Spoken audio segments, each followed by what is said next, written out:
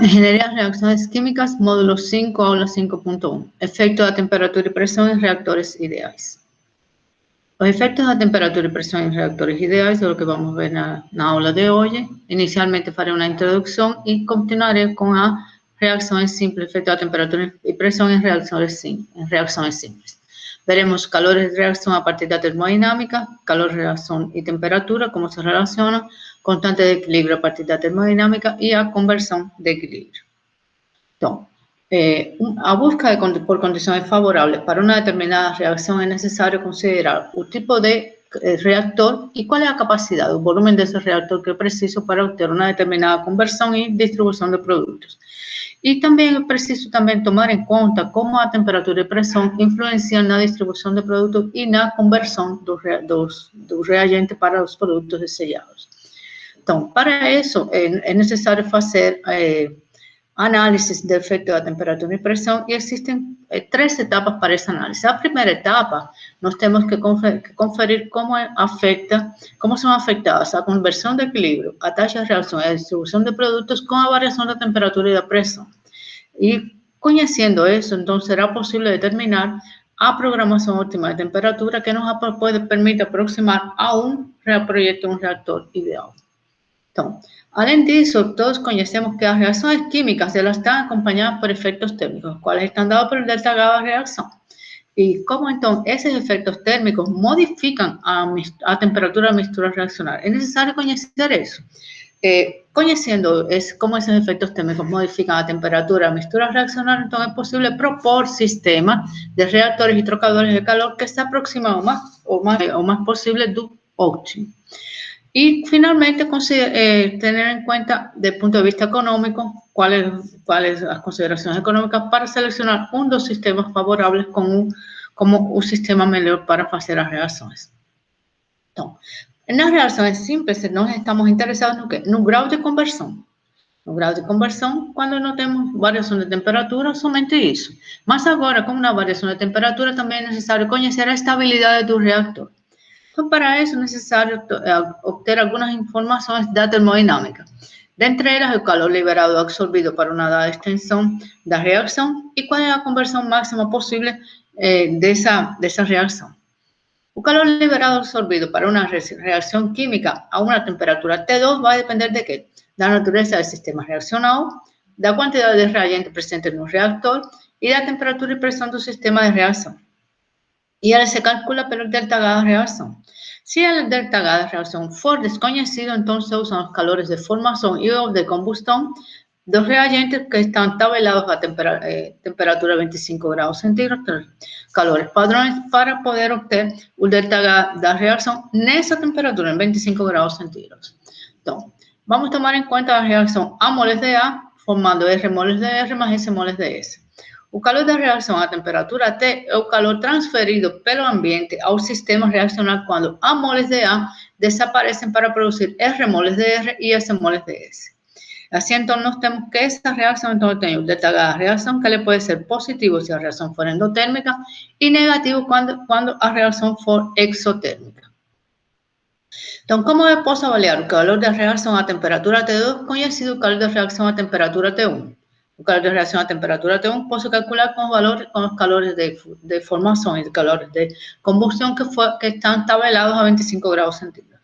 Entonces, para eso uso la ley de conservación de energía, la cual dice que el calor absorbido durante la reacción a temperatura T2 es igual al calor adicionado de reagentes para mudar su temperatura de T2 para T1, más su calor absorbido durante la reacción a temperatura T1, más su calor adicionado de los productos para mudar su temperatura de T1 para T2. Entonces, en términos de entalpía de reagentes y productos, ¿cómo que puedo expresar el balance de energía? Entonces, tengo que la variación de entalpía a temperatura T2 es igual a menos a entalpía a temperatura 2 menos a entalpía a temperatura 1 de reagentes más a variación de entalpía a temperatura T1 más a entalpía a temperatura 2 menos a entalpía a temperatura 1, dos productos. Entonces, en términos de calores específicos, entonces, a variación de entalpía a temperatura 2 es igual a variación de entalpía a temperatura 1 más a integral de T1 para T2 del nablo Cp de T. Donde un nablo CP va a ser igual a ¿qué? A un coeficiente estequiométrico de R veces UCP de R más un coeficiente estequiométrico de S veces UCP de S menos un coeficiente estequiométrico de A veces UCP de A. Agora, se os calores específicos forem em função da temperatura, então o calor específico de A, por exemplo, ele é igual a alfa A mais beta A vezes a temperatura, mais gama A vezes a temperatura ao quadrado. Os valores de alfa, beta e gama, eles estão tabulados em tabelas termodinámicas para diferentes reagentes. Então, é só ter o valor de A, de R e de S em função dos valores de alfa, beta e gama para cada um deles. Então, substituindo, então, tem-se então que o ΔH da reação à temperatura T2 é igual a ΔH da reação à temperatura T1 mais a integral de T1 para T2 do nablo de alfa más un nablo de beta veces T más un nablo de gamma veces T al cuadrado de T, a cual integra de la siguiente manera. El ΔH de reacción a temperatura 2 es igual al ΔH de reacción a temperatura 1 más un nablo de alfa veces T2 menos T1 más un nablo de beta sobre 2 veces T2 al cuadrado menos T1 más un nablo de gamma sobre 3 veces T2 al cubo menos T1 al cubo. ¿Dónde quiénes son los nablos de alfa, beta y gamma? Nablo de alfa es igual al coeficiente estequiométrico de R veces alfa R más su coeficiente estequiométrico de S veces alfa S menos su coeficiente estequiométrico de A veces alfa A. Para el de beta, la fórmula es similar, solo colocando los valores de beta y el de gamma los valores de gamma. Conocidos entonces, calor de reacción a temperatura de reacción y los CPs de reagentes y productos, las temperaturas de interés. Entonces, puedo calcular el ΔH de reacción a cualquier temperatura que me permita obtener los efectos térmicos de la reacción. Entonces, ¿cómo puedo obtener entonces las constantes de equilibrio a partir de la termodinámica? La segunda ley de la termodinámica, ella me permite obtener las constantes de equilibrio y con ella también a conversión de equilibrio. Una cosa interesante de hablar es que los sistemas reales no necesariamente atingen a la conversión de equilibrio. Normalmente atingen conversiones de equilibrio abajo de la sugerida por la termodinámica. Entonces, la conversión de la termodinámica son valores sugeridos a ser atingidos, no pasados. Entonces, vamos a obtener a constante de equilibrio. Primero vamos a estudiar sobre la constante de equilibrio.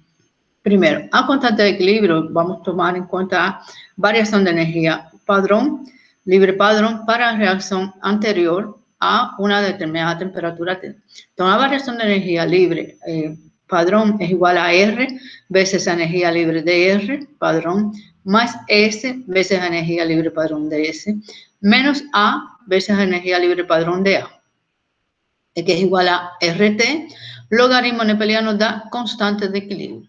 Entonces, aquí, en la segunda parte, a constante de equilibrio es sustituida por la relación entre la fugacidad de no equilibrio dividido a fugacidad de padrón de un componente R elevado a R veces la fugacidad de no equilibrio dividido a fugacidad de padrón de un componente S elevado a S dividido por la fugacidad de un equilibrio veces dividido a fugacidad de padrón de un componente A elevado a.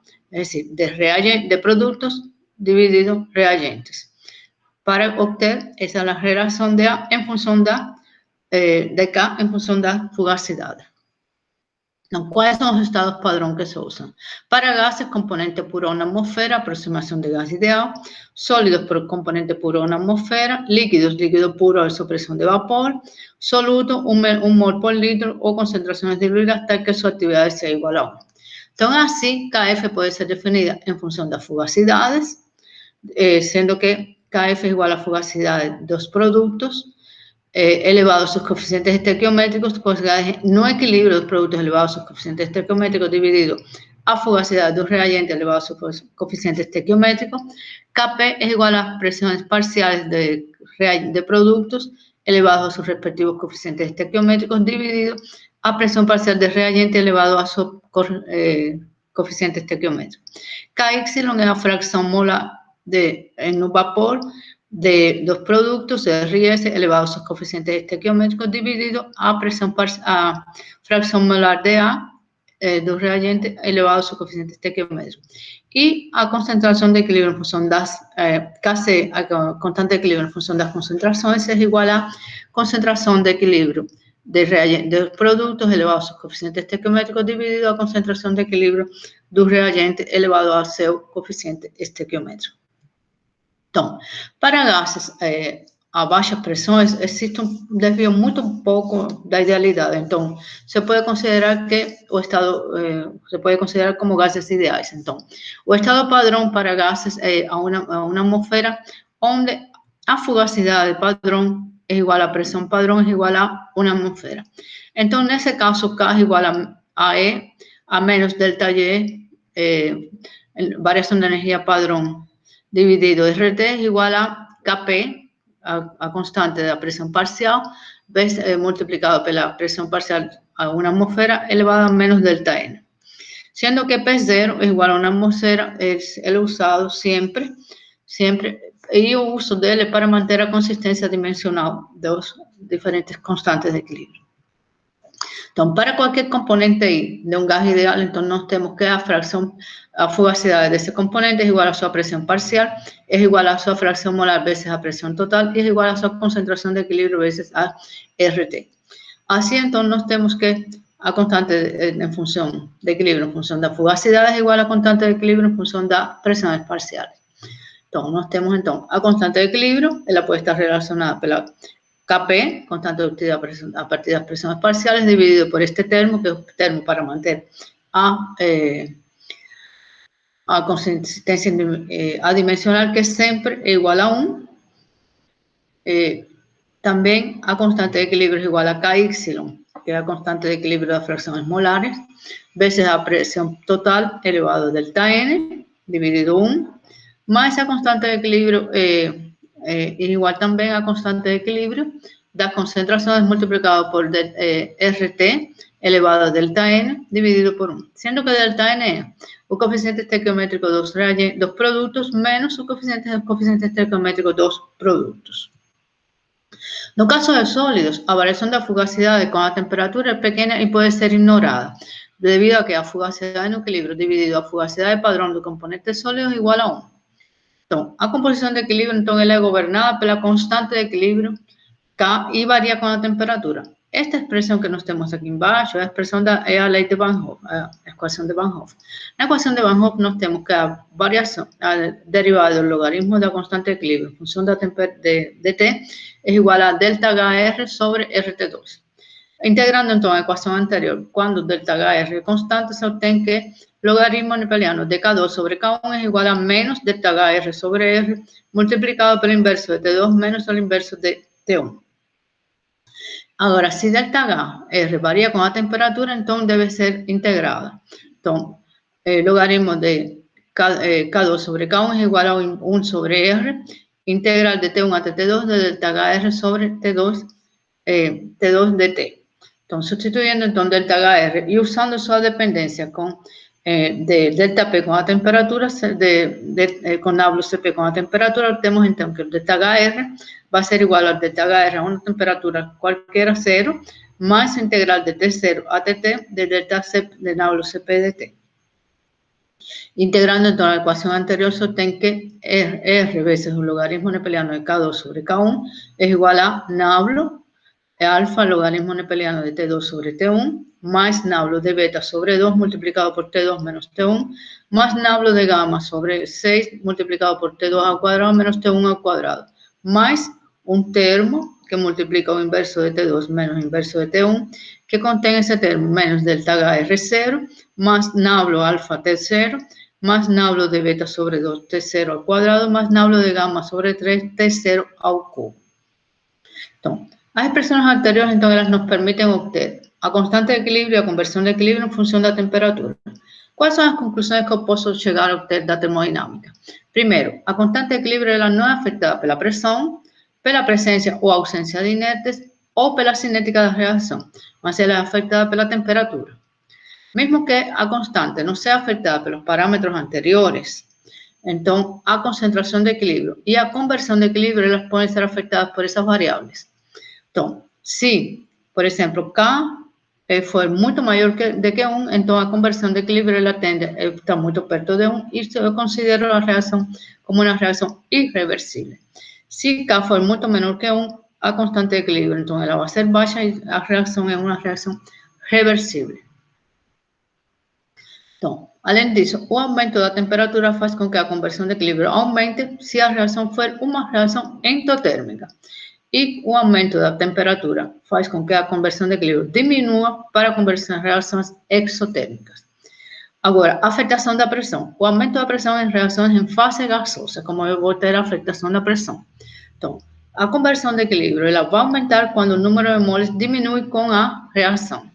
Por exemplo, que eu tenho reações de hidrogenação. São reações nas quais o número de moles diminui com a reação. E a conversão de equilíbrio ela diminui quando o número de moles aumenta com a reação. Reações de desidrogenação ou outros tipos de reações na qual eu formo dos produtos a partir de um reagente. Agora, para todas as reações, a diminuição da concentração de inertes ela atua da mesma forma que o aumento da pressão em reações em fase gasosa. Então, como eu posso ver o efeito da temperatura e a conversão predita pela termodinâmica para uma determinada pressão? Então, eu tenho conversão de equilíbrio em função da temperatura, um gráfico de conversão de equilíbrio em função da temperatura, para reações exotérmicas e para reações endotérmicas.